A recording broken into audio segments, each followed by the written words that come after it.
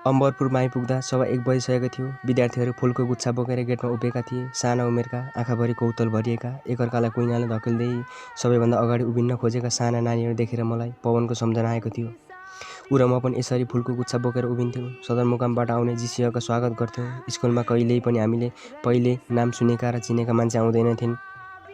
सरहरू भन्थे, ठुला मान्छे आउन लाग्नु भएको छ, भोलि नुहाएर सफा लुगा लाएर आउनु, हल्ला नगर्नु, उहाँको कुरा ध्यान दिएर सुन्नु। हामी सरले भने जस्तै गर्थ्यौँ। ठुला मान्छे प्राय दौरा सुरुवालमा हुन्थे, टाउकामा ढाका टोपी, गोडामा छालाको चुच्चो परेको काला जुत्ता। उनी सर्वजित मास्टर साहबलाई अघि लाएर कोठा कोठा चार्थे। कक्षा कोठामा हामीहरू चुपचाप सरले पढाएको कुरा सुनिरहेको बाहना गर्थ्यौँ। सरहरू पनि अघि पछि भन्दा आफूले बोलेको शब्दमा ध्यान दिइरहेका हुन्थे। ठुला मान्छेले मुसु मुसु हाँस्दै दैलोबाट यसो चियाइरहँदा गणित पढाउने सर्वेश्वर सरका कालो पाटीमा चक धसारिरहेका हात काप्थे। सारा स्कुल फन्का लगाएपछि ठुला मान्छे चौरभरि बकुल्ला चाहिँ थपक्क बसेका हामीलाई सानो ह्यान्डी माइकबाट भन्थे, असल विद्यार्थी हुनु, पढ्नमा मन लाउनु, तिमीहरू नै भविष्यमा गएर देशको खम्बा हुनेछौ। खम्बा? म चिलगाडीलाई लिए आँगनमा गाडेको खम्बा सम्झिन्थेँ, जसमा ऊ मरेको सर्प झुन्ड्याइरहन्थ्यो। ठुला मान्छे आएका दिन हरिपुरका रेशमा र निरामयी छोरी सुन्दरी गीतमा डान्स देखाउँथे। उनीहरू नाच्दा फुलका थुङ्गा उफ्रे जस्तो देखिन्थ्यो। 1-2 पल्ट पवनले पनि सर्वजित मास्टर साहबले लेखिदिएको कविता सुनाएको थियो। स्कुलमा ठुला मान्छे आउँदैछन् भन्ने थाहा पाएको थियो। सर्वजित मास्टर साहब ओठ चलाउँदै औँला नचाउँदै स्कुलबाट फर्किन्थे र पिँढीमा बसेर कापीमा कलम दगुराउँथे र पवनको हातमा थमाउँदै भन्थे, मैले कविता अरेको छु, कण्ठपार, भोलि स्कुलमा सुनाउनुपर्छ। र पवनले मलाई ठुल्ठुलो स्वरमा आँखा ठुल्ठुला पारेर कविता सुनाउँथ्यो। जिन्दगीमा कहिल्यै नगर्नु भुल, कोपीलाई नचुड्नु, हुनेछ भुल, नच्यात्नु किताबका पाना, तिनै हुन् ज्ञानका फुल। जब उसले अम्बरमाविको चौरमा ठुला मान्छेको अगाडि अलिअलि गोडा कमाउँदै, अलिअलि अकमकिँदै, मतिर हेरेर अलिअलि हाँसो रोक्दै कविता सुनाउँथ्यो, ताली बस्थे। ठुला मान्छेले मुसु मुसु हाँस्दै तेलले स्याप्प पारे उसको कपाल सुमसुम्याउँथे। त्यसबेला सर्वजित मास्टर साहब गर्वले अनुहार रातो बनाइरहेका हुन्थे। ऊ पनि खुसीले लामो लामो श्वास फेर्थे र स्कुलबाट फर्किरहेका बेला भन्थ्यो, बुझिस् भन्थे, म साँच्चीकै कविता अर्छु, बाले लेखेको सुनाउन्न, आफै अर्छु। लेख्ने मान्छेहरू त स्वर्गबाट नै भगवानले पठाएको हुन्छन् जस्तो लाग्थ्यो मलाई। म छक्क पर्थेँ र ऊप्रति गर्व गर्थेँ। ऊ यसरी सबैको अगाडि कविता सुनाउन सक्छ भन्ने, कविता अर्न पनि सक्छ। म त आफूले कविता अरेको कल्पना पनि गर्न सक्दिनथेँ। सोच्थेँ, उनी कविता अरोस्, मलाई त ताली बजाउन पाए पुग्छ। सायद ऊ कवितै अर्न जानेको हो, कवितै अर्न जन्मेको हो। उसले कहिल्यै कविता लेखेन, बरु काठमाडौँ पुगेपछि मैले नै लेख्न थालेँ। अहिले त समालोचकहरू मलाई समकालीन नेपाली कथा क्षेत्रको नक्षत्र भनेर समेत लेख्छन्। मलाई प्रशंसा गर्ने मध्ये कति त मैले र उसले पढेका किताब लेख्नेहरू पनि छन्। सायद ऊ भएको भए मेरो सफलतामा ताली बजाउँदो हो। फेरि सोध्छु, ऊ भएको भए म लेखकै बन्दिनथेँ कि, किनभने मलाई उसको स्मृतिहरूले नै लेखक बनाएका हुन्। बाइक रोकेर गेटमा उभिएका फुल जस्ता नानीहरूबाट घन्टी फुल हातमा लिँदा मैले यताउता हेरेँ। कतै नानीहरूको भिडमा ऊ र म पनि छौँ कि। एउटा फुलको गुच्छा पाएर जुना पनि रमाई मेरो हात समाती। सायद उसलाई आफ्नो बाबा ठुलै मान्छे रहेछ भन्ने अनुभव भएको थियो। आस्था मुसु मुसु हाँसिरहेको थियो। फुल समातेको जयदेव पनि मक्ख थियो।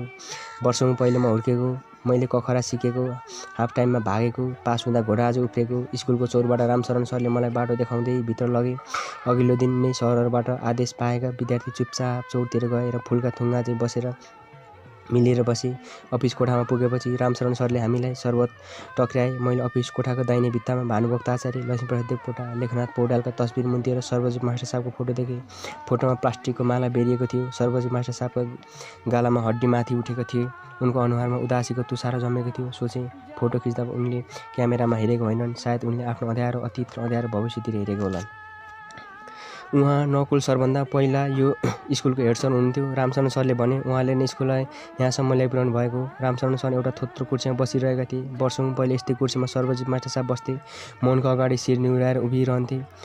उहाँलाई मैले पछिल्लो पल्ट नेपालगञ्जको हस्पिटलमा भेटेको थिएँ। फोक्सोमा क्यान्सर भएको थियो। रामशरण सरले सर्वजित मास्टर साहबको फोटो हेर्दै भने, साह्रै निराश हुनुहुन्थ्यो। आफ्नो छोरोलाई बिर्सन सक्नु भएको थिएन। छोराको मृत्यु आफ्नै गल्तीले भयो जस्तो कुरा गर्नुहुन्थ्यो। तर उहाँको कुराको ठेगान थिएन। सायद भूतप्रेतको कुरा गर्नुहुन्थ्यो। मैले राम्ररी बुझिनँ, के बरबराइरहनुहुन्थ्यो।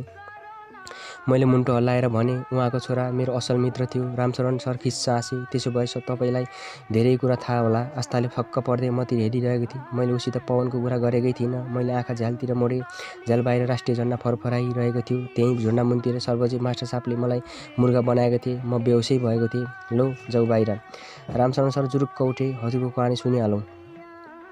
चोरमा राखेको टेबल पछाडिको कुर्सीमा हामी बस्यौँ। टेबललाई चादरले छोपिएको थियो। चादरमा फुलबुट्टा थिए। सानो ह्यान्डी माइक थियो। चौरमा घामले बाफिएका दुम्बोको त्यान्द्रोलाई दाँतले टोकिरहेको विद्यार्थी सजग भए। झिजो लाग्दा क्लास लिनु नपर्दा खुसी पनि थिए। अगाडि केटाकेटी थिए भने पछाडि किशोरीहरू मेरो काखमा बसेको जुनालाई हेर्दै हाँस्थे। आँखा झिम्काउँथे। जुना पनि हाँस्दै पुलुक्क मतिर हेर्थे। सरहरू छेउछाउमा उभिएर विद्यार्थीलाई निहालिरहेका थिए। हल्ला गर्नेलाई म हिँडेपछि कारबाही हुनेवाला थियो। रामशरण सरले विज्ञानका शिक्षक भनेर चिनाएका नौजवानले माइक समाए। माइकले एकपल्ट कानै खाने गरी टुँ गर्यो। विद्यार्थीहरूले कान छोपे। ती शिक्षकले कापिरहेको आवाजमा म जस्तो प्रसिद्ध कहानीकार स्कुलमा आएकोमा धन्यवाद ज्ञापन गरे। स्वागत नृत्य प्रस्तुत गर्न आदेश दिए। दुईवटा फुच्ची लजाउँदै भिडबाट अगाडि आए। तिनले सिँगार पटार गरेका थिए। शिक्षकले मोबाइल झिके। मोबाइलमा गीत बज्यो। उनले मोबाइल माइकमा जोडे। माइकबाट ठुलो आवाज निस्केको गीत अम्बरमाथि हुँदै टाढासम्म फैलियो। गीत सुनेर केही अभिभावक दगुर्दै चोरमा आए र अलि लजाउँदै मुसु हाँस्दै फुच्चिएको नृत्य हेर्न थाले। विद्यार्थी पनि रमाउँदै ताली पिट्न थाले। माहौल जमिसकेको थियो। रामशरण सरले मुसुक्क हाँस्दै मतिर पुलुक्क हेरे। पवन पनि भिडमा बसेर ताली बजाइरहेको छ कि? मैले सानो पाटो जस्तै नजर चौरतिर दगुराएँ। नृत्यपछि विज्ञान शिक्षकले कविता सुनाउन विद्यार्थीलाई बोलाए। 4 कक्षाको राजुले फुल फुल्ने कपिलाको कविता निहुरी मुन्टी लाएर सक्यो। 9 कक्षाको श्रीरामले इतिहास रच्ने कलमको कविता तरबारसरी हात नचाउँदै सुनायो। 3 कक्षाकी रामकलाले पुलुक आफ्ना सरतिर हेर्दै ज्ञानको बाटो देखाउने शिक्षकको कविता सुनाए। 7 कक्षा पढ्ने टोपेन्द्रले गुलेली लागेर खसेको चराको कविता रुला चाहिँ गरेर सुनायो। अभिभावकहरू भावुक भए। लगातार ताली बजिरह्यो। फेरि दुईटी किशोरीले नृत्य देखाए। अनि विज्ञान सरले कथा सुनाउन केही विद्यार्थीलाई बोलाए। 5 कक्षा पढ्ने सानो कदको कल्याणले भोटो पाएपछि खुसी हुने सानी मुसीको कथा सुनायो।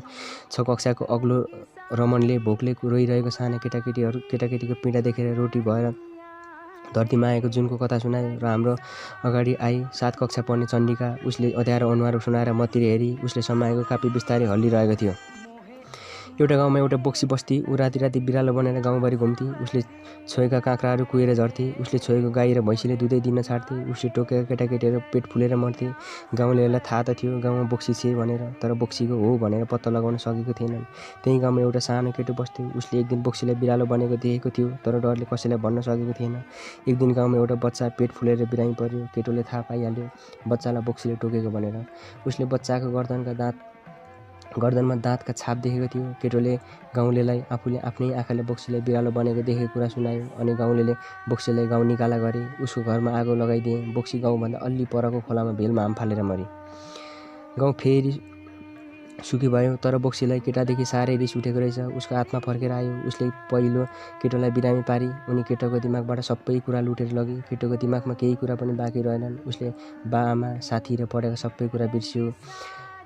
बोक्सीको अझै रिस मरेको रहेनछ। एक दिन बोक्सीले केटोलाई अनेक लोभ देखाएर असारे भेलसँग पुर्याए। जब केटोले पानीमा हाम फाल्न खोज्यो, केटोको साथीले रोक्यो। केटोले मलाई जादु आउँछ भन्यो। ऊ पानीमाथि नै हिँड्न थाल्यो। उसको साथी चमत्कार देखेर म छक्कै पर्यो। केटो खोलै खोला दगुर्दै गयो, फेरि फर्केर आएन। अनि बोक्सी पनि फर्केर गाउँ आएनन्। चण्डिकाले कथा सुरु गरेपछि म हरेक शब्द र हरफले अत्तालिएको थिएँ। कथा जति अगाडि बढ्यो उति मलाई कसैले गर्दनमा समाएर पानीमा डुबाए जस्तो भइरहेको थियो। सधैँ मलाई ऐठन भएर आउने कथा आज यसरी सुनौला भनेर त मैले कल्पना पनि गरेको थिइनँ। मैले चण्डिकालाई बोलाएँ। ऊ लुरुक्क मेरो नजिक आई। उसको सास बढिरहेको थियो। मैले उसको काँधमा हात राखेँ। उसको कान नजिकै मुख लगेर सोधेँ, यो कथा तिमीले नै लेखेको हो? उसको अनुहार अँध्यारो भयो। उसले बिस्तारै मुन्टो हल्लायो। यो कथा तिमीले कल्पना गरेर लेखेको हो? नाइ, उसले भनी। अनि कसले सुनाए? बाले। उसले गोडाको बुढ्यौलाले भुइँको तरी बालेको कथा बनाइ सुनाउनु भएको। तिम्रा बाको नाम के हो? उसले पुलुक्क रामशरण सरतिर हेरी। रामशरण सर गजक्क परेर बसिरहेका थिए। उनले सोचे होलान् जानकी उनकी छोरीले सुनाएको कहानी अब्बल ठहरियो। मैले मन पराएँ, त्यही भएर उनकी छोरीलाई आशीर्वाद दिइरहेको छु। जाऊ, मैले भने। ऊ निहुरी मुन्टो लाएर गई। चौरमा थ्याच्च बसी। त्यसपछि पनि केही विद्यार्थीले कविता र कथा सुनाए। के सुनाए मैले याद राख्न सकिनँ। मेरो बोल्ने पाला आयो। मैले सुरुमा अब्बर माविलाई धन्यवाद दिएँ, जसका कक्षा कोठामा बसेर मैले ज्ञान आर्जन गरेर अहिले कथाकार बनेका थिएँ। मैले कहिले मुर्ग बनाउने, कहिले मायाले शिर सुमसुमाउने शिक्षकहरूलाई धन्यवाद दिएँ। वर्षौँपछि पनि यो पुरानो विद्यार्थीलाई सम्झेर यसरी स्कुलमा निम्तो दिएकोमा विशेष गरी रामशरण सरलाई धन्यवाद दिएँ। र मैले कथा कविता सुनाउने विद्यार्थी प्रतिभाशाली भएको र आफू धेरै प्रभावित भएको कुरा गरेँ। ताली बज्यो। मैले कथा सुनाउने पालो आएको थियो। मैले गोजीबाट कथा झिकेँ। एकछिन हातमा खेलाइरहेँ। हाँस्दै भने, यो कथा मैले काठमाडौँबाट सुनाउन ल्याएको हुँ, तर तिमीहरूको कथा सुनेर मलाई त आँटै आएन। सबैले मेरो भन्दा राम्रो सुनायो। विद्यार्थी गलल्ल हाँसे। कथा सुनाउन अघि अलिकति कथाको बारेमा बोल्छु। कथा दुई खाले हुन्छन्, एउटा मानिसले तुरुन्तै विश्वास गर्ने खाले, जस्तो मानिसले सुन्न चाहन्छन् ठ्याक्कै त्यस्तो। मेरो गला खसखसायो, मैले खकारे जस्तो गरेँ अनि भने। अर्को हुन्छ मानिसले विश्वासै नगर्ने र सुन्न पनि नचाहने। कहिलेकाहीँ कथाकार भममा पुग्छ, ऊ मानिसले जस्तो सुन्न र पढ्न चाहन्छन् त्यस्तै कथा रच्छ। त्यसैले म सोध्छु कथाकारले कहिलेकाहीँ मानिसले विश्वासै नगर्ने र सुन्न पनि नचाहने कथा सुनाउन आँट गर्नुपर्छ, नत्र मानिसले बनावटी र खराब नियतले भरिएका कथा मात्रै सुन्छन्। उनीहरूले कथाको अर्को पाटोबारे सोच्दा पनि सोच्दैनन्। हुँदा कथाको सत्यले भरिएको पाटो हराउँदै जान्छ र भङको पाटो मात्र बाँकी रहन्छ। विद्यार्थीहरू मलाई टल्ल परे हेरिरहेका थिए। कथा सुनाउन डराएर गन्थन मात्रै गर्यो नभन्नु नि फेरि। विद्यार्थीहरू गलल्ल हाँसे। मैले कथा सुनाउन सुरु गरेँ। विद्यार्थीहरू गम्भीर भएर मेरो कथा सुनिरहे, तर मैले कागजमा कमिलाको लस्कर जस्ता अक्षर मात्र लेखेको थिएँ। म मुखले अक्षर मात्र भटभटाइरहेको थिएँ, तर मेरो दिमागमा त केवल बोक्सीको कथा घुमिरहेको थियो। मैले बल्ल थाहा पाएँ समाजमा घटेको घटना कति रङरोगन गरेपछि लोककथा बन्दो रहेछ। चौरभरि जम्मा भएको कसैलाई थाहा थिएन अघि चण्डिकाले सुनाएको बोक्सीको कथाको एउटा पात्र त्यही छ भनेर। त्यो थिएँ म थिएँ।